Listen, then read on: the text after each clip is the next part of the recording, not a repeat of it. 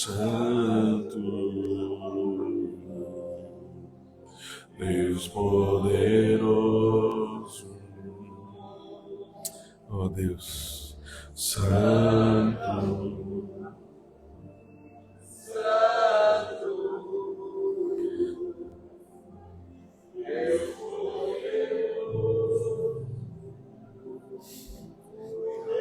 Tem algum crente cheio do Espírito Santo nessa noite aqui? Tem algum crente cheio do Espírito Santo aqui hoje?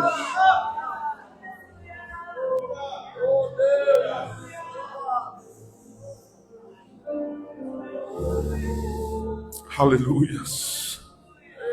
Toda honra, toda glória ao Senhor. Senhor, tu tens liberdade, Pai. Tens liberdade. Aleluia. Abra sua Bíblia comigo, meu irmão. Não se desliga, não. Não perde esse contato, essa fiação. E deixa conectado na tomada aí, viu? Oh, aleluia. Evangelho de Marcos, capítulo 16. Último capítulo do Evangelho de Marcos. Marcos 16 e os dois últimos versículos. Marcos 16, 19 e 20. O texto diz assim: de fato, o Senhor Jesus, depois de lhes ter falado, foi recebido no céu e assentou-se à destra de Deus. E eles, tendo partido, pregaram em toda parte, cooperando com eles o Senhor e confirmando a palavra por meio de sinais que se seguiam. Pode tomar teu assento, meu irmão, minha irmã.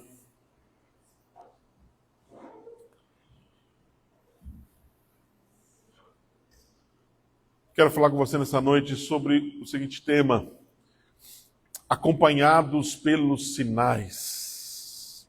Quantos creem nos sinais de Deus? Nosso pastor emérito, pastor Jorge, escreveu, acredito eu que nos anos 80, no final dos anos 80, um livro chamado O Deus dos Sinais. E eu, folheando esse livro, irmãos, um livro que nós já estudamos em escola bíblica, um livro que nós já lemos, já tivemos muitas experiências com este livro, eu não consegui sair do primeiro capítulo. Deus falou comigo, me inspirou através dessa leitura tão poderosa e profunda, através deste versículo, desses dois versículos que nós lemos. Porque este, certamente, amados, é um dos assuntos mais empolgantes de toda a palavra de Deus. A Bíblia, ela está recheada de sinais, recheada de exemplos e uma grande variedade de sinais. Em uma mensagem como essa, é impossível eu esgotar um assunto sobre os sinais. Mas, amados, eu creio que Deus tem um propósito para esta noite aqui. Há algo que Deus queira nos ensinar. É muito edificante e enriquecedor entender que o Deus dos sinais vive. Eu vou falar de novo. O Deus dos sinais vive. E os sinais continuam a nos acompanhar.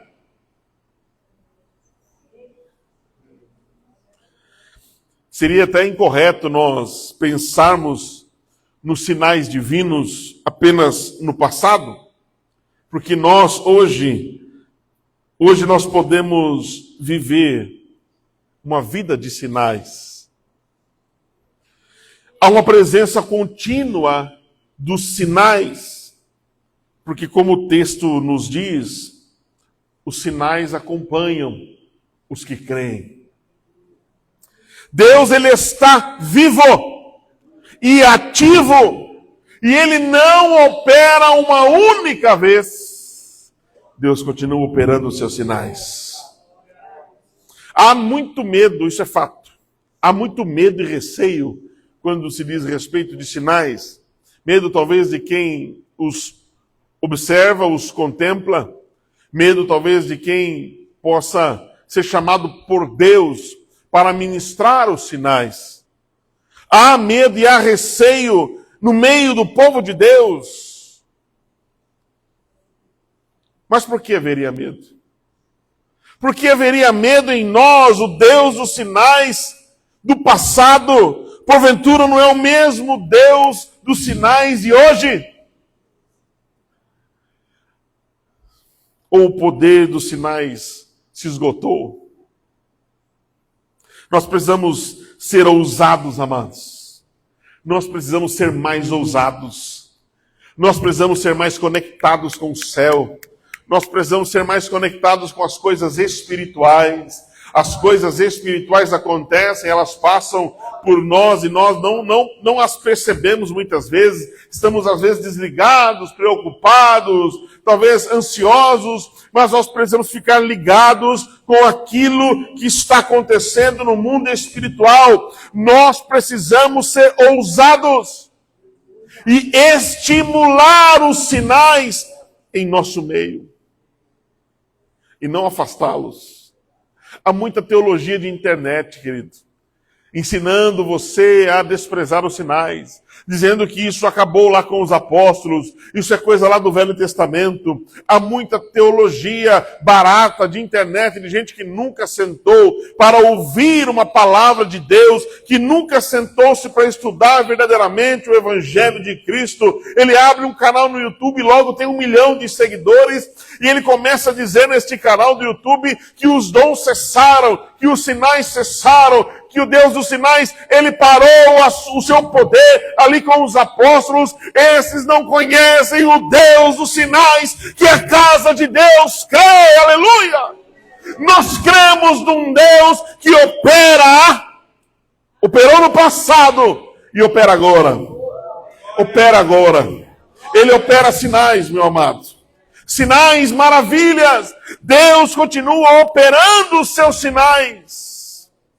Sinais que nos ajudam e nos revelam uma dimensão espiritual. Sinais que nos tiram do físico. Sinais que nos fazem transpor obstáculos espirituais. Obstáculos até mesmo físicos, emocionais. Sinais que nos ajudam a romper barreiras que nós colocamos pela nossa limitação e falência humana. Sinais que nos fazem transpor as barreiras, transpor as muralhas, transpor os mares vermelhos, transpor os rios Jordão. Transpor. Hoje Deus chamou você e eu aqui nessa noite, porque os sinais dele estão vivos na tua vida, para você lembrar que os sinais de Deus continuam vivos. E Ele nos faz lembrar daquilo que Ele tem poder e sempre terá poder para nos fazer transpor em vitória na sua presença. Oh Deus. Os cristãos não vivem por causa dos sinais, mas os sinais nos ajudam e nos fortalecem. A uma vida espiritual é necessário ver coisas espirituais. Lembra-se do que Jesus falou para Nicodemos? O que é nascido da carne é carne, mas o que é nascido do Espírito é Espírito. Como falar de coisas espirituais a quem apenas é carnal, a quem apenas acredita que um diagnóstico ruim é o fim, a quem apenas acredita que se não há recurso humano, se não há recurso na medicina, ali parou-se e findou-se a esperança. Como falar de coisas espirituais para quem nunca viu um milagre sobrenatural, um sinal da presença de Deus que é capaz de levantar alguém que está com câncer e colocá-lo de pé curado, limpo em nome de Jesus? Como falar para alguém que nunca viu um endemoniado, agarrado de demônios, ser liberto e ter uma vida nova? Alguém que estava preso em vícios, que estava jogado numa sarjeta, não havia mais esperança. Como falar de coisas espirituais para quem nunca viu alguém assim, sendo liberto e transformar-se em um grande pregador do Evangelho? Como dizer para alguém que nunca viu uma menina, uma jovem abandonada, que um dia Deus chamou e colocou ela de pé, e falou, vai e faz a minha obra.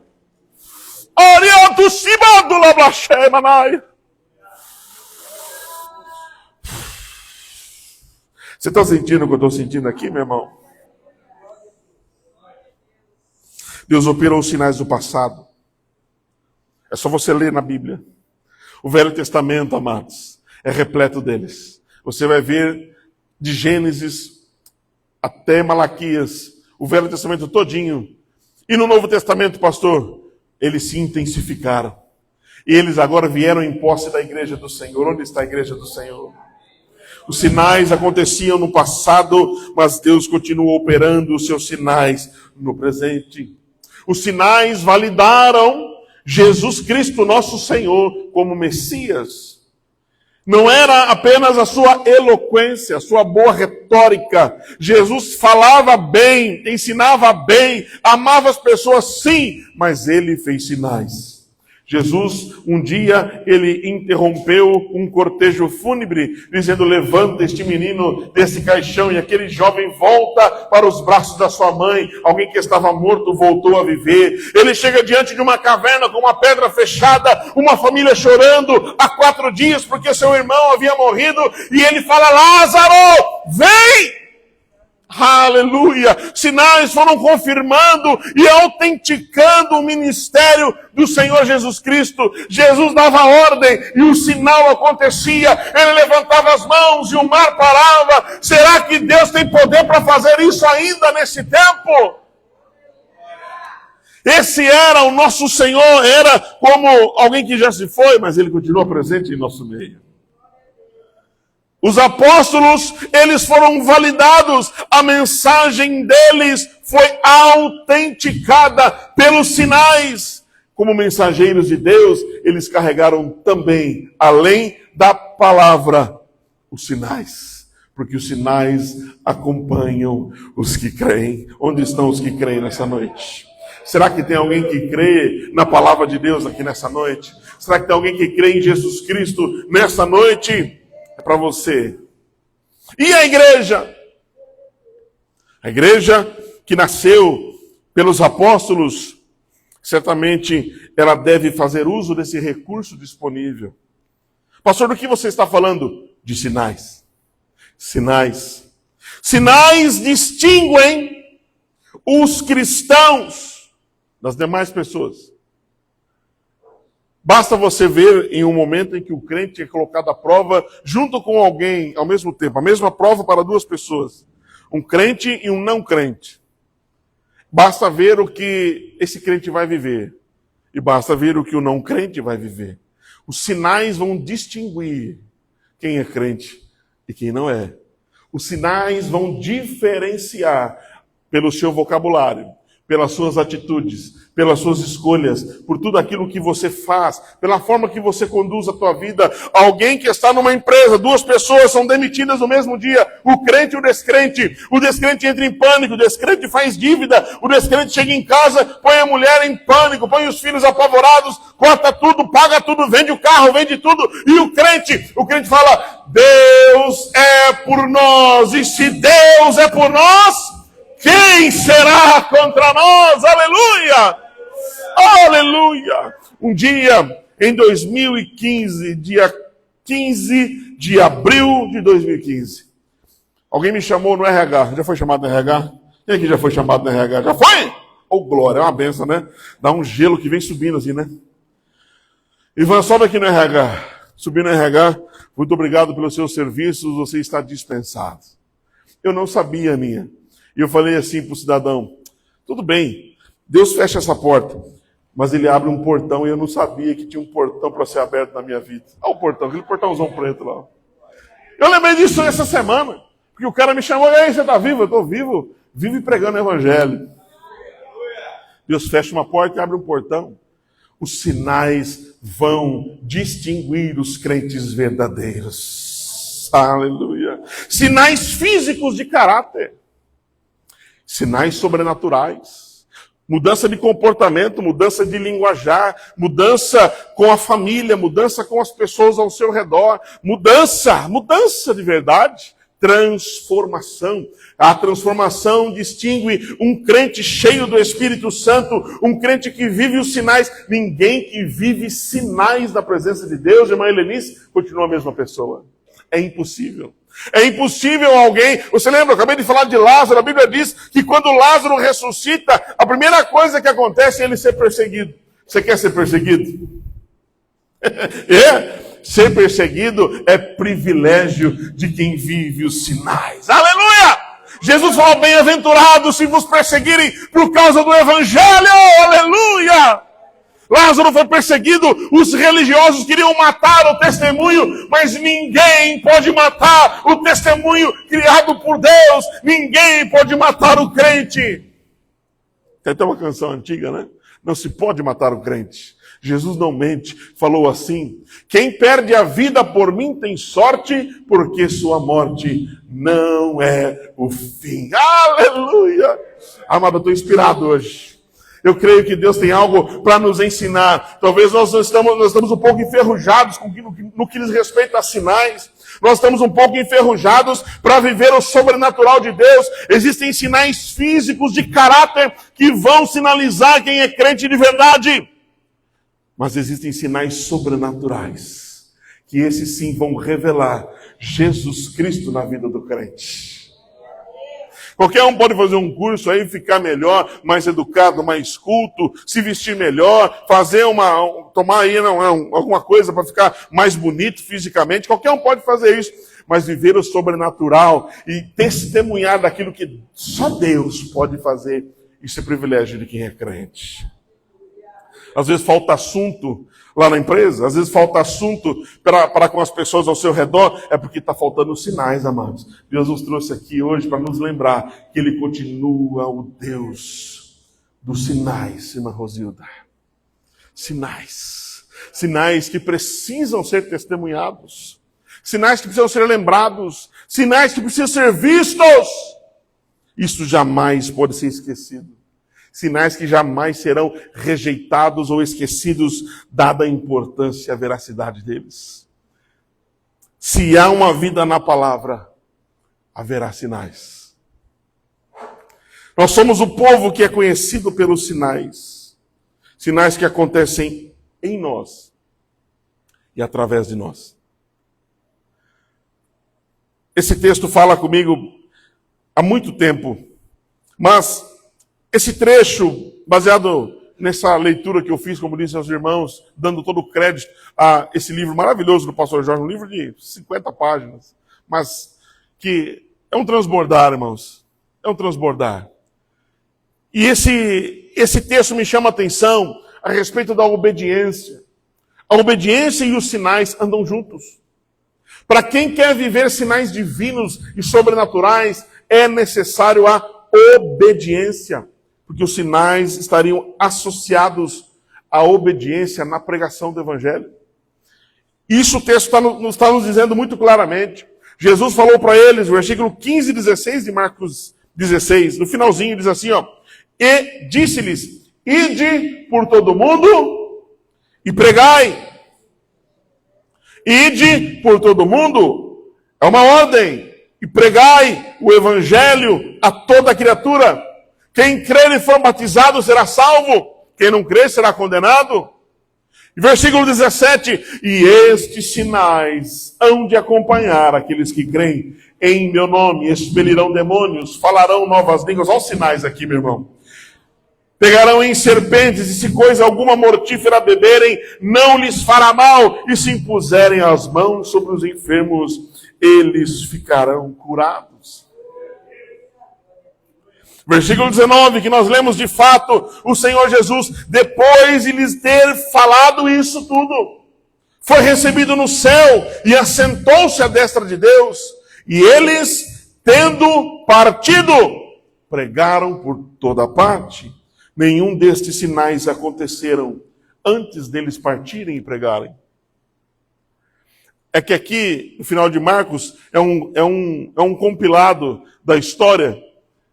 Ele não comenta sobre a descida do Espírito Santo, mas o texto diz que Jesus tinha subido e o Senhor continuava cooperando com eles. O nosso cooperador é o Espírito Santo. Jesus falou, eu não vos deixarei órfãos, enviarei outro Consolador, outro da mesma essência, outro da mesma categoria que eu, e ele não vos deixará órfãos, ele vai dar testemunho de mim. Então diz o texto que o Senhor ia cooperando com eles e confirmando a palavra.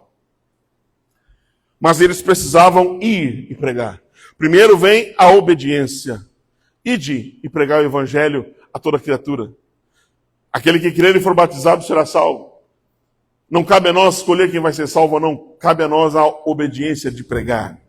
Cabe a nós a obediência de testemunhar, de falar de Jesus. E então, e estes sinais seguirão os que creem. Primeiramente a pregação, primeiramente a obediência. Antes da obediência não tem milagre. Não tem sinais. Os sinais acompanharão, não antecederão. Vou falar de novo.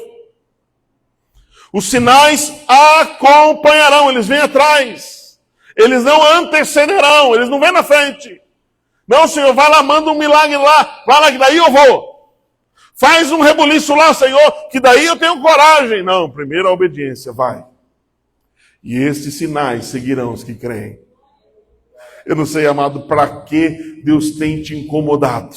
E pelo que Deus tem te incomodado. Mas a palavra de Deus para mim e para você é: ide. Só vai. E estes sinais seguirão os que creem. Os sinais vão seguir, acompanhar. Deus não fere princípios. Sinais e maravilhas têm propósito. Sinais e maravilhas em toda a palavra de Deus têm um propósito. Sinais iriam acompanhá-los se eles pregassem, porque Jesus prometeu e Ele é fiel para cumprir. A questão agora estava na coragem, na obediência de pregar, obediência dos discípulos, de fazer prova disso. Então tá bom. A Bíblia diz, o texto que nós lemos diz que prontamente, e eles tendo partido, pregaram em toda parte. Eles não perguntaram, não questionaram, não duvidaram, não puseram condições, não reclamaram, não perguntaram o que vai ter para comer, o que vai ter para beber, o que vai ter para vestir. Eles lembraram que Jesus já havia garantido tudo isso. Vai, apenas vai, vocês receberão aquilo que é necessário. Vão e preguem. O texto diz que, terminado Jesus de falar, eles foram. A palavra obediência hoje ela está meio em descrédito, né? Obedecer hoje é relativo, depende. Obediência hoje, ela depende. Aqui não dependia de nada. Vai, porque os sinais vão seguir. Muitas vezes nós deixamos de fazer o que Deus nos chama para fazer. E eu não estou falando de coisas grandiosas, não. Estou falando de coisas pequenas e simples, do dia a dia da igreja, do dia a dia da família, do dia a dia da vida. Deixamos de fazer porque não estamos vendo os sinais. Mas os sinais não estarão na tua frente. Eles estarão na tua retaguarda, garantindo a vitória. Ah, meu irmão, o nosso Deus é um Deus que garante a vitória.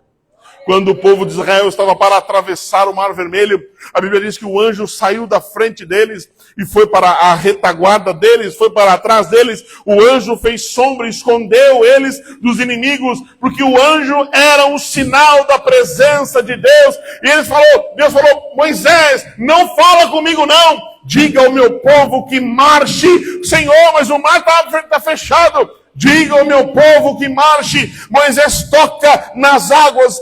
O mar se abre e o povo passa e o anjo vem junto. Aleluia. Levanta as suas mãos, eu quero profetizar sobre a tua vida. Em nome do Senhor Jesus Cristo. Você não está vendo, você não está enxergando, você não está apalpando, e isso está enfraquecendo a tua fé. Nesta noite, em nome de Jesus, Deus está falando na minha boca.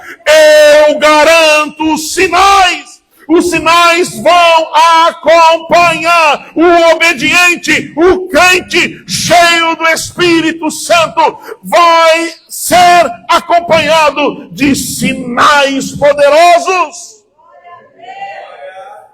Quem crê nessa palavra, dá uma salva de palmas a Jesus.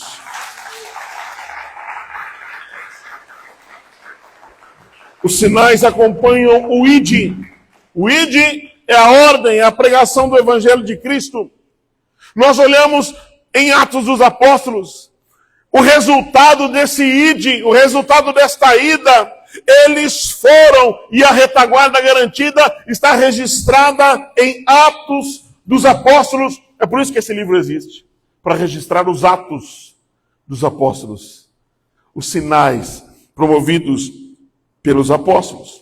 Atos capítulo 3 fala da cura de um paralítico na porta formosa do templo. Pedro e João entram e olha aquele homem que, segundo a Bíblia, ele nunca andou, ele estava ali, ele provavelmente não tinha os pés. Mas eles falaram: eu não tenho prata, eu não tenho ouro, mas o que eu tenho, isso eu te dou. Levanta e anda. E imediatamente aquele homem saltou nos pés e os sinais começaram a se manifestar. Atos capítulo 5 mostra que o povo estava crente, entendendo que agora era só eles agirem, que os sinais os acompanhariam. Eles deixavam os enfermos, doentes e as macas nas ruas, nas calçadas e nas praças, para que a sombra de Pedro passasse. A sombra. Pedro não tinha condição de pôr a mão na cabeça de todo mundo, mas a sombra dele tinha. Ele passava e as pessoas eram curadas. Por onde o homem de Deus passava, as pessoas levantavam-se curadas. Atos capítulo 9 mostra Pedro curando um homem paralítico chamado Enéas. Ele ora por aquele homem levanta sobre os seus pés. Atos capítulo 9, a ressurreição de Dorcas, conhecida, a mulher que morre, aquela mulher que serve, e parece que serve tanto, que é esquecida. Mas alguém lembrou dela, o Deus dos sinais. Pedro vai lá na casa dela. A Bíblia diz que Pedro se aproxima e fala: Tabita cumi. Aquela menina levanta dentre os mortos. Sinais acompanhando aqueles que creem. Atos capítulo 14, a cura Paulo agora é Paulo curando um coxo na cidade de Listra. Ele ora por aquele homem salta nos pés, também começa a andar. Sinais que acompanhavam homens simples, homens comuns, mas agora homens cheios do Espírito Santo. A expulsão de um demônio, de vários demônios, na verdade, os apóstolos, como Paulo, que expulsou demônios de pessoas atormentadas. Os demônios eram expelidos, porque estes sinais seguirão os que creem. Em meu nome expelirão demônios. Sabia que você tem autoridade para expelir demônios? Eu não estou achando que você tem muita autoridade, não, irmão. Eu não estou achando que você está entendendo o que eu estou pregando, não. Estes sinais acompanharão os que creem, não acompanharão os pastores, não. Esses sinais acompanharão os que creem, não é os presbíteros, não é os bispos, apóstolos. Estes sinais acompanharão os que creem. Onde estão os que creem? Se eles não estão aqui, estão aonde? Onde estão os que creem? Atos 19 mostra Paulo, que também não tinha condições de orar por todo mundo. A igreja cresceu. A Bíblia diz que ele pega os seus lenços e aventais de uso pessoal e ele envia. E as pessoas, ao receberem o lenço de Paulo em sua casa, eram curadas de suas enfermidades. Ô meu irmão, estou achando você muito quieto diante dessas verdades. Estes sinais acompanham os que creem. Isso pode acontecer hoje, isso pode acontecer na tua vida, isso pode acontecer através da tua vida. A Bíblia diz de um homem, Atos capítulo 20, um jovem sentado numa janela ouvindo a pregação de Paulo. E Paulo pregava, pregou. E o rapaz dormiu. Tem alguém dormindo aí? Deixa eu ver. Acorda! Ele dormiu, Eutico. Ele dormiu, mas ele estava na janela do terceiro andar. A Bíblia diz que ele despencou da janela e caiu e morreu. Pegaram o morto e levaram até Paulo. A Bíblia diz que Paulo ora por aquele homem. E Eutico volta à vida. Sinais que acompanham os que creem. Como está a sua obediência, pregador? Ei, pregadora? Como está a sua obediência? Pastor, quem sou eu? Pastor, você, nós. Nós temos um chamado, ide por todo mundo e pregai o evangelho. Se você precisa de uma inspiração, ouça isso. E estes sinais seguirão os que creem. Deus te encheu do Espírito Santo para testemunhar do amor de Cristo. Tem crente cheio do Espírito Santo aqui hoje? Os sinais te acompanharão. Estes sinais confirmam a palavra, são a confirmação da palavra. Versículo 20, eu encerro, diz assim: e eles, tendo partido, obedientes, pregaram por toda parte, cooperando com eles o Senhor e confirmando a palavra por meio de sinais que se seguiam. Em outras versões, se você tem uma Bíblia King James aí, ela vai dizer assim: e sinais que a seguiam. Como assim a seguiam, pastor? Seguiam a palavra. Seguiam a pregação da palavra. Onde tem pregação da palavra, tem sinais. Deixa eu fazer um alerta para você aqui nesta noite. Está sendo pregada a palavra aqui hoje. Se a palavra está sendo pregada aqui hoje, há sinais para acontecer aqui hoje. Há sinais para acontecer. O que é pregar a palavra, pastor Ivan? Pregar a palavra é falar de Jesus. Pregar a palavra não é outra coisa, irmão Antônio, a não ser falar de Jesus. Quem é Jesus? Jesus, aquele que foi prometido lá no Antigo Testamento. Jesus, aquele que foi predito pelos profetas. A primeira profecia sobre Jesus, quem falou foi o próprio Deus. Que ele enviaria aquele que esmagaria a cabeça da serpente. Gênesis 3,15. A Bíblia vai revelando para nós que Jesus, quem está fazendo mergulhando uma nova vida, já está lembrando da aula, né?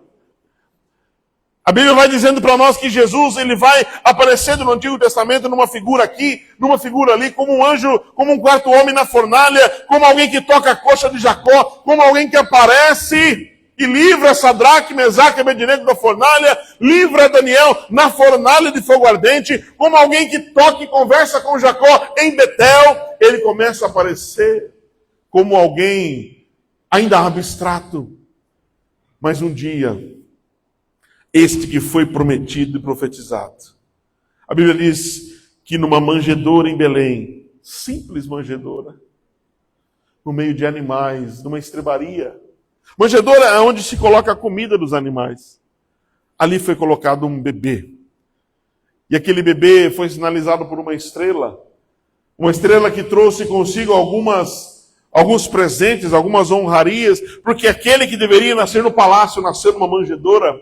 Aquele que deveria ser chamado rei, era chamado Nazareno. Aquele que tinha glória, agora estava numa manjedoura, nos braços de uma mulher, no braço de uma moça, e agora ele está sendo educado na palavra de Deus, ele está crescendo, ele está falando, ele está vivendo entre os sábios, ele está visitando o templo, ele está indo como adolescente. Um adolescente que vai na igreja, ouve, mas também fala, ele tem a oportunidade de falar, irmã Lucinda. Tem lugar para ele fala, ele ensina, e ele começa a crescer, e aos 30 anos, ele está passando às margens do Rio Jordão, e ouve uma voz rouca de um pregador esquisito, chamado João Batista, que grita de longe: eis o Cordeiro de Deus! Que tira o pecado do mundo. Eu não sou digno de tirar a sandália dos pés dele, porque eu vos batizo com água.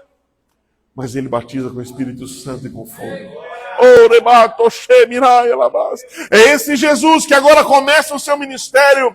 Ele começa chamando 12 homens mais esquisitos do que João Batista. 12 homens que a sociedade rejeitaria. Eu não chamaria para ser líder da casa de Deus em Itatiba nenhum daqueles apóstolos pela minha análise carnal. Mas Jesus apostou até num ladrão para cuidar do dinheiro. Ele chama aqueles homens e começa uma obra com eles. Ele ensina. Ele mostra, ele abraça, ele cuida, ele exorta. Ele põe a orelha no lugar de quem um dia foi impetuoso para resolver as coisas. Na presença deles, ele se entrega. Porque a Bíblia diz que ninguém o capturou. Ninguém tem poder para capturá-lo. Mas ele se entregou por amor. E ele foi entregue por um beijo. De uma traição terrível, ele é levado. Ele é julgado. E diante do povo que gritou Hosana, Agora este povo grita: crucifica-o, liberta Barrabás, liberta o criminoso assassino condenado, liberta, preferimos entre nós um demônio do que esse homem. E Jesus então ouve da boca de Pilatos: você é o rei dos judeus? Ele fala: não, o meu reino não é daqui. Porque se o meu reino fosse daqui, eu oraria ao meu Pai, e milícias e anjos me libertariam, mas o meu reino não é daqui. Ele disse no alto daquela cruz: Pai, perdoa-lhes, porque eles não sabem o que fazem. Perdoa. Perdoa aqueles que foram os meus algozes, que me pregaram nesta cruz. Perdoa-os. Perdão. Que palavra difícil. Palavra daquele que nos ensinou. Agora esse jovem de 30 e poucos anos está sucumbindo naquela cruz, entregando a sua vida por amor a cada um de nós. A Bíblia diz que ele expira, ele morre numa sexta-feira. Ele é retirado daquela cruz, colocado numa tumba emprestada, porque ele não tinha condições. A Bíblia diz que ele não tinha nem lugar onde encostar a cabeça, irmão Antônio. E nós, às vezes, porque não tem certas coisas, não fazemos a obra. Ele não tinha nem onde dormir. Ele não tinha nem onde passar a noite. Ele não tinha nenhuma tumba para cair morto. José de Arimateia empresta a tumba, ele é colocado lá e fecha uma tumba, porque era sexta-feira, já ia dar 6 horas da tarde, e ninguém mais pode fazer nada às 6 da tarde lá em Jerusalém. Mas naquele dia, chamado domingo, logo pela manhã, as mulheres vão àquele sepulcro,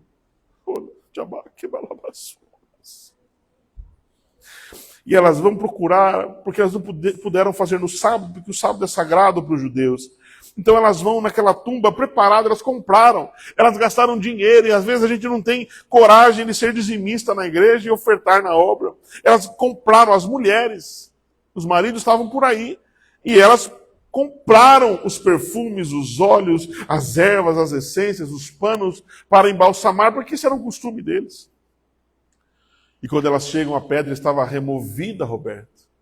E alguém disse daquela tumba: porque buscais entre os mortos ao que vive. Ele não está aqui, ele ressuscitou.